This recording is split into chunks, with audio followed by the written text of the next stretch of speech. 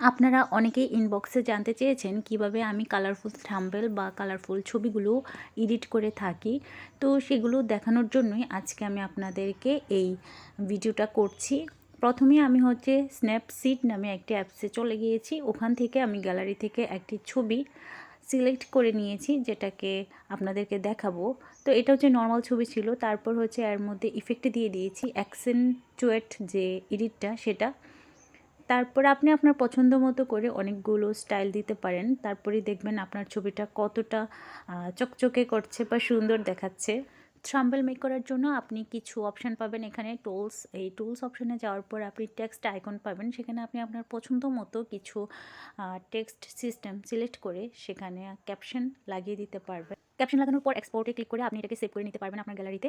আর এই তো আমার এডিট করার পর আপনি আমার রিয়েল পিক আর এখন এডিট করার পিকের মধ্যে পার্থক্য বুঝতে পারবেন। স্ন্যাপসিড ব্যবহার করে আপনি খুব সুন্দর ছবি এডিট করতে পারবেন এবং থাম্বনেল মেক করতে পারবেন। ধন্যবাদ সবাইকে।